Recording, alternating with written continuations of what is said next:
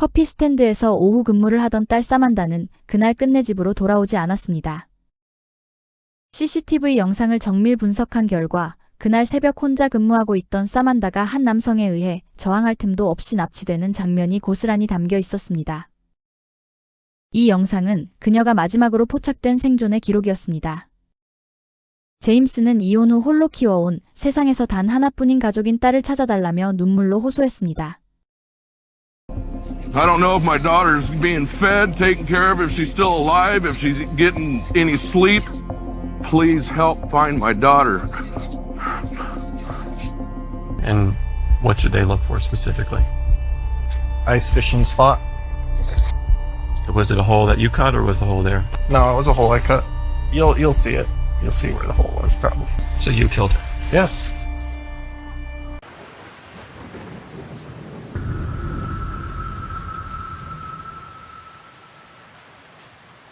(18세의) 사만다 코닉은 알래스카 앵커리지에서 아버지 제임스와 함께 평범한 일상을 살아가고 있었습니다. 제임스는 이혼 후 사만다가 2살이 되던 해부터 홀로 딸을 키워왔습니다. 그에게 사만다는 삶의 전부였고 딸을 위해서라면 무엇이든 아끼지 않는 아버지였습니다. 덩치가 크고 거칠어 보이는 외모와는 달리 사만다에게만큼은 누구보다 다정한 아버지였고 두 사람은 유난히 각별한 부녀 사이였습니다. 2012년 고등학교 졸업을 앞둔 사만다는 친구들과 어울리는 것을 좋아하고 조금씩 어른이 되어가던 시기였습니다.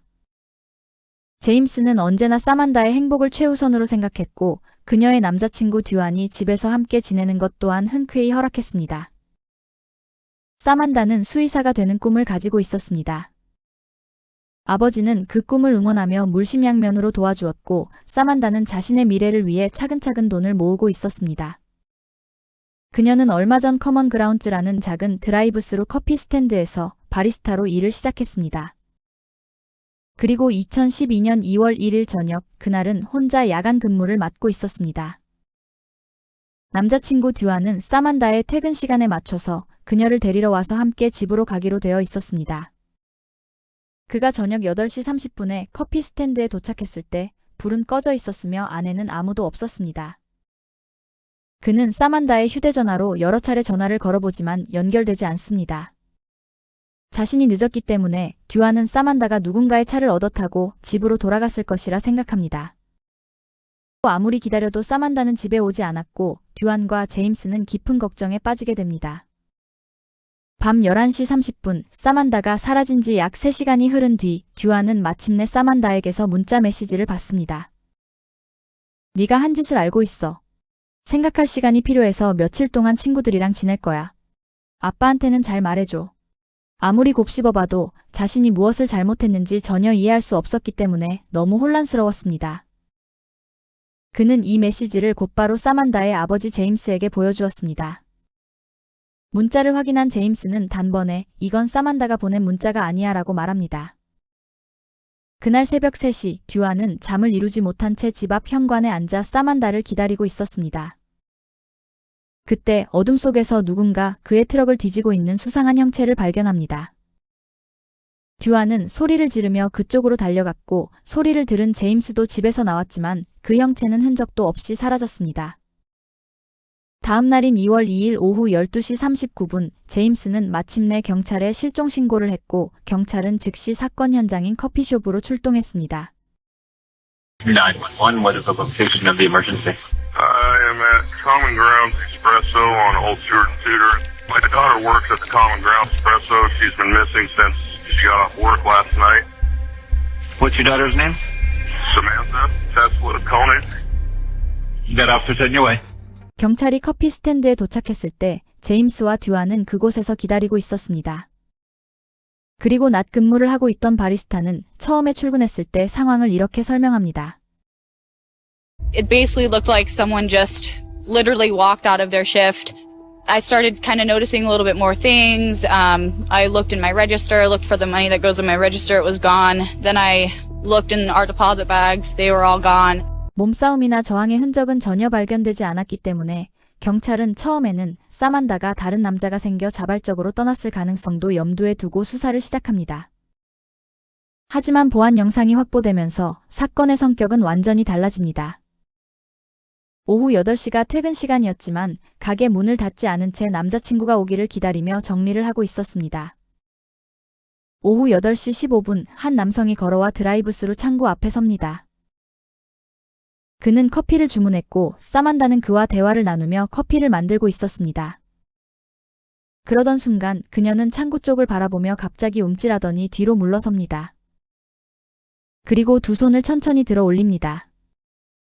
형사들은 이 장면을 보고 남자가 사만다에게 총을 겨누고 있었을 것이라고 확신합니다. 사만다는 커피 스탠드 안을 가로질러 걸어가 불을 끕니다. 이어 계산대로 가서 돈을 꺼내는 모습이 영상에 포착됩니다. 그녀는 외투를 입은 뒤 바닥에 엎드리고 남자가 두 손을 묶을 수 있도록 순순히 몸을 맡깁니다. 이때까지도 남자의 모습은 거의 화면에 잡히지 않습니다. 그러다 그는 창문을 뛰어넘어 커피 스탠드 안으로 들어왔습니다. 남자는 엎드려 있던 사만다의 위로 올라타 그녀의 두 손을 줄로 묶었습니다. 그녀를 일으켜 세운 뒤 소리치지 못하도록 입에 냅킨을 쑤셔 넣었습니다. 그리고 그녀를 이끌고 커피 스탠드 밖으로 나왔습니다. 두 사람은 함께 주차장으로 걸어가더니 카메라에서 사라졌습니다. 형사들은 이 영상을 수차례 반복해보며 몇 가지 수상한 장면을 발견합니다. 전등 스위치 바로 옆에는 비상경보 장치가 설치되어 있었는데 위험에 처해 있던 사만다는 경보를 누르지 않았습니다. 그녀에게는 분명 경보 버튼을 누를 수 있는 기회가 있었는데 말입니다. 또한 영상을 더욱 자세히 살펴보던 중 카운터 위에서 작은 불빛이 깜빡이는 장면이 포착됩니다. 그 불빛은 사만다가 납치된 그날 밤 듀안이 전화를 걸 때마다 울리던 그녀의 휴대전화였습니다. 분명 사만다는 전화기를 가게에 두고 떠났습니다. 그런데 듀안은 밤 11시 30분에 사만다의 휴대전화로부터 문자 메시지를 받았습니다. 수사관들은 영상을 빠르게 넘기며 밤 11시 26분에 움직임이 다시 포착되는 시점을 확인합니다. 헤드랜턴을 착용한 한 남성이 커피 스탠드로 들어왔습니다. 그는 사만다의 전화기를 들고 밖으로 나가자마자 오후 11시 30분에 듀안에게 문자 메시지를 보냈습니다. 이는 그녀의 실종 사실이 경찰에 신고되는 시점을 최대한 늦추기 위한 의도로 보입니다. 이 새로운 사실은 모두를 공포에 빠뜨렸고 특히 제임스는 딸이 납치됐다는 현실 앞에서 완전히 무너집니다. 딸이 지금 어디에 있는지 어떤 일을 겪고 있는지 아무것도 알 수 없었기에 그의 마음은 타들어갔습니다. 경찰 수사가 본격적으로 속도를 올려가는 사이 사만다의 아버지 제임스는 가만히 있을 수 없었습니다. 그는 딸의 얼굴이 담긴 실종 전단지를 직접 만들어 거리로 나섰고 만나는 사람마다 도움을 호소하며 필사적으로 사만다의 행방을 찾기 시작했습니다. I don't know if my daughter's being fed, taken care of, if she's still alive, if she's getting any sleep. Please help find my daughter. 앵커리지시 전체가 순식간에 긴장 상태에 들어갔고 앵커리지 경찰은 즉시 FBI에 협조를 요청했습니다. 어떤 실종 사건이든 처음 48시간은 결정적인 단서를 확보할 수 있는 골든타임이지만 당시 수사팀이 손에 쥔 것은 거의 아무것도 없는 상태였습니다. 제임스는 현상금 마련을 위해 모금을 시작했고 수백 건의 기부가 쏟아지기 시작했습니다. FBI는 커피 스탠드 건너편 홈디포 주차장의 감시 카메라 영상과 인근 도로의 가로등 CCTV 영상들까지 수거해서 분석에 들어갔습니다. 화질이 너무 떨어져 번호판은 확인할 수 없었지만 용의자의 차량은 특정할 수 있었습니다. 용의자가 사용한 차량은 흰색 쉐보레 픽업 트럭이라는 사실을 알게 됐습니다. 문제는 앵커리지 시내에만 이 차량과 동일한 흰색 쉐보레 픽업 트럭이 약 700대나 존재한다는 점이었습니다. 시간은 흐르고 수사관들은 들어오는 모든 제보를 추적했지만 사만다와의 거리는 좀처럼 좁혀지지 않았습니다. 제임스는 소셜미디어를 통해 사만다의 실종 사실을 적극적으로 알리기 시작합니다. 물론 온라인에는 근거 없는 악성 댓글을 남기는 사람들도 있었지만 제임스는 오직 딸이 살아있기만을 바라며 스스로를 다잡으려 애썼습니다. 또한 그는 매일 담당 형사에게 전화를 해서 새로운 단서가 나온 게 있는지 물었습니다. 사건 발생 23일째인 2012년 2월 24일 제임스는 수색팀과 함께 한 식당에서 회의를 하고 있었습니다. 그때 사만다의 남자친구 듀안에게 한 통의 문자 메시지가 도착합니다. 메시지를 확인한 순간 듀안의 얼굴은 순식간에 창백해졌고 그는 급히 제임스에게 다가가 휴대전화를 내밀었습니다. 그 문자 메시지는 사만다의 휴대전화에서 보내진 것이었습니다. 코너파크 표지판에 있는 알버트의 사진 아래 참 예쁘지 않나라고 적혀 있었습니다. 제임스와 가족들은 곧바로 코너파크로 달려갔습니다. 그곳에는 작은 게시판 하나가 있었고 알버트라는 이름의 개 사진이 붙어 있었습니다. 사진 아래에는 지퍼락 하나가 놓여 있었고 그 안에는 반듯하게 접힌 종이 한 장이 들어 있었습니다. 종이는 타자기로 작성된 몸값 요구서였고 6개월에서 1년 안에 3만 달러를 마련해 전달하면 사만다의 위치에 대한 정보를 제공하겠다고 적혀 있었습니다. 또한 사만다 명의의 은행 계좌와 연결된 직불카드 번호가 함께 적혀 있었고 그 계좌로 돈을 입금하라는 구체적인 지시도 포함되어 있었습니다. 몸값 요구서와 함께 들어있던 것은 단 한 장의 사진이었습니다. 사진 속에는 젊은 여성이 나체 상태로 결박되어 있었고 입에는 덕트 테이프가 붙어 있었습니다. 그 사진은 바로 전날 발행된 2월 23일자 신문과 함께 촬영된 것으로 여성이 그 시점까지 살아 있었다는 것을 증명하는 이른바 생존 증거였습니다. 그리고 제임스는 그 사진 속 인물이 자신의 딸 사만다임을 확인했습니다. 딸이 무사히 돌아오기만을 간절히 바랐던 제임스는 현상금 계좌에 모인 돈을 몸값으로 사용하기로 결심합니다. 그리고 그날 바로 5,000달러를 해당 계좌에 입금했습니다. 경찰은 직불카드가 사용되는 즉시 알림이 오도록 추적장치를 설정해 두었지만 문제는 사용 사실이 통보되기까지 약 10분의 지연이 발생한다는 점이었습니다. 앵커리지 전역에만 약 500대의 ATM이 설치돼 있어 모든 기계를 동시에 감시하는 것은 사실상 불가능했습니다. 그날 밤 사만다의 카드가 사용됐다는 신호를 받은 경찰은 즉시 현장으로 출동했지만 용의자는 이미 자취를 감춘 뒤였습니다. 확보한 CCTV 영상 속 남성은 마스크를 쓰고 있었고 후드를 뒤집어 쓴 채 고글과 두꺼운 패딩 자켓까지 착용하고 있어 얼굴 식별은 불가능했습니다. 그나마 눈에 띄는 단서는 그가 닛산 SUV를 타고 현장을 떠났다는 점이었습니다. 특히 당초 수사선상에 오르던 흰색 쉐보레 픽업 트럭이 아니라는 사실은 수사관들을 더욱 혼란스럽게 만들었습니다. 한 번에 인출할 수 있는 금액이 최대 500달러에 불과했기 때문에 당국은 용의자가 다시 카드를 사용할 것이라 판단했습니다.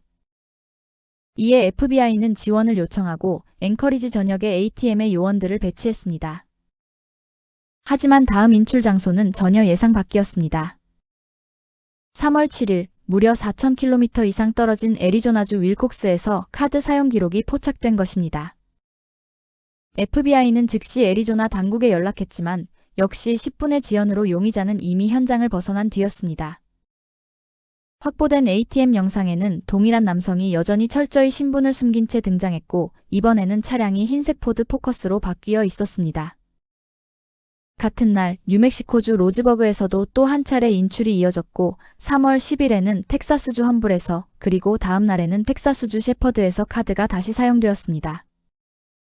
FBI는 텍사스 경찰과 공조해 흰색 포드 포커스를 수배 차량으로 지정했습니다. 그리고 순찰 중이던 헨리 경찰관의 시야에 들어온 첫 번째 차량이 바로 그 흰색 포드 포커스였습니다. 헨리 경찰관은 차량을 추적하며 이 사실을 즉시 FBI에 보고했고 FBI는 그 차량을 절대 놓치지 말고 정지시키라는 지시를 내렸습니다. 그는 눈에 띄지 않게 거리를 유지하며 조용히 추적하다가 차량이 순간적으로 속도를 올리는 것을 포착하자 곧바로 경광등을 켜고 사이렌을 울렸습니다. 해당 차량은 인근 식당 주차장으로 들어가 멈춰섰습니다. 헨리 경찰관은 혹시 사만다가 타고 있지 않을까 하는 희망을 안고 뒷좌석을 확인했지만 운전자는 혼자였습니다. Tyler drove. Reason we stopped is I kind of down there looking around. Where you from? I'm from Alaska.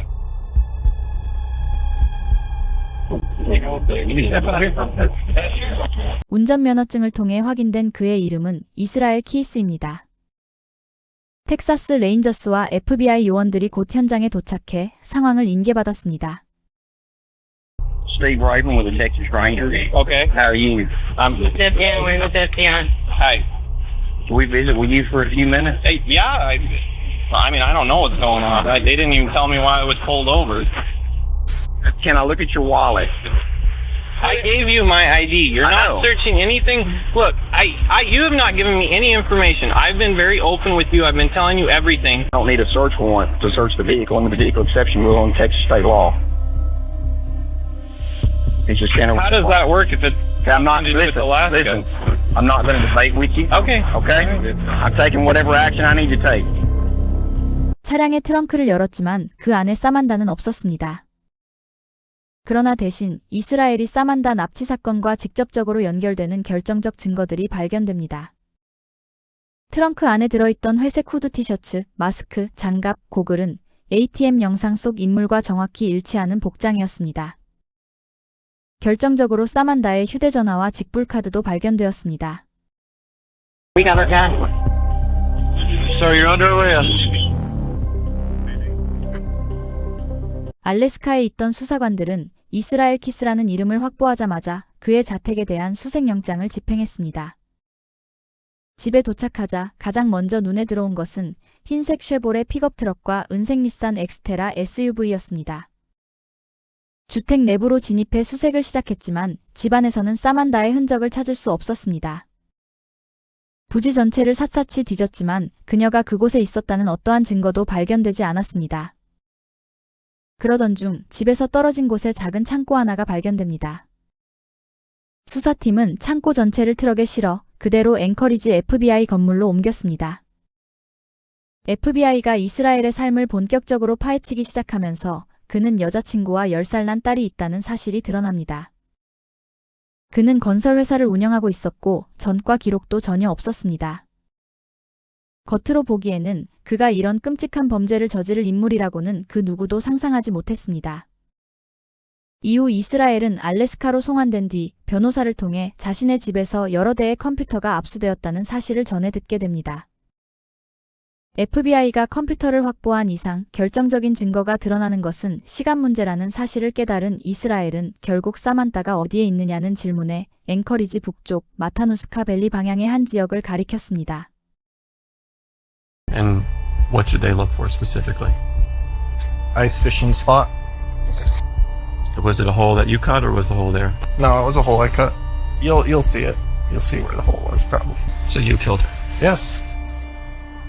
그는 사만다를 살해한 뒤 호수의 얼음에 구멍을 뚫어 그 안에 시신을 유기했다고 자백했습니다.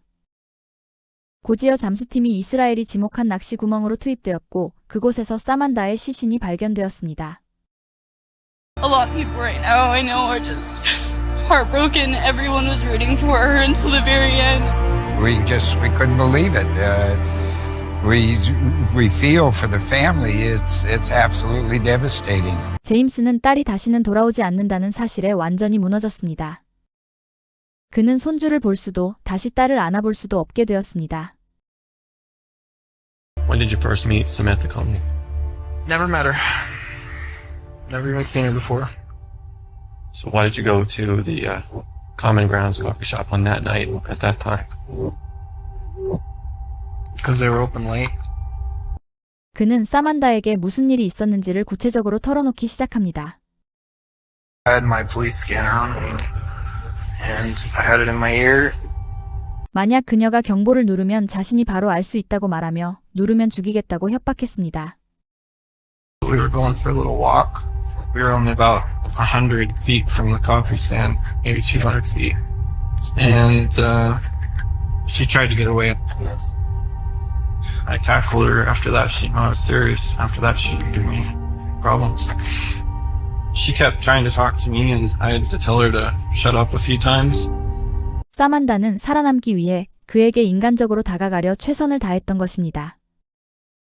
이스라엘은 사만다의 휴대전화를 두고 왔다는 사실을 깨닫자 차를 돌려 다시 커피 스탠드로 향했습니다. 매우 위험한 행동이었지만 이후의 계획을 위해서는 그녀의 휴대전화가 반드시 필요했습니다. 그는 전화를 회수한 뒤 사만다를 자신의 집으로 데려가 창고 안에 가두었습니다. 당시 그의 여자친구와 딸은 집 안에 있었고 여자친구는 아직 잠들지 않은 상태였습니다. 모두가 잠든 후 이스라엘은 창고로 가서 사만다에게 ATM 카드를 내놓으라고 요구했습니다. 그러자 그녀는 남자친구의 차에 두고 왔다고 말했습니다. 이스라엘은 사만다를 창고에 남겨둔 채 대담하게 그녀의 집으로 향했습니다. 그는 듀안의 트럭 안을 뒤져서 결국 직불카드를 찾아냈고 다시 집으로 돌아왔습니다. 그리고 새벽 5시경 그는 사만다를 성폭행한 뒤 살해했습니다. 다음 날 아침 그는 아무 일도 없었던 것처럼 딸을 깨워 짐을 싸게 했고 사만다의 시신을 여전히 창고에 둔 채 가족과 함께 뉴올리언스로 여행을 떠났습니다. 여행을 마치고 돌아온 뒤 그는 중고 상점에서 오래된 폴라로이드 카메라를 하나 구입했습니다. 이후 그는 실과 바늘로 사만다의 눈을 꿰매서 뜨게 고정한 뒤 여자친구의 화장품으로 그녀의 얼굴에 화장을 해 살아있는 것처럼 연출했습니다. 그리고 시신 옆에 최근 날짜의 신문을 놓고 폴라로이드 사진을 촬영해 몸값을 요구했습니다. 사만다는 경찰이 실종 신고를 접수하기도 전에 이미 숨진 상태였습니다. 한편 사만다의 아버지 제임스 코닉은 이스라엘의 범행이 처음이 아니라고 확신했습니다. 그는 페이스북 계정을 개설해 이스라엘이 과거 거주했던 지역에서 의문스러운 죽음이나 실종 사건으로 가족을 잃은 사람들이 있는지 제보를 요청하는 글을 올렸습니다.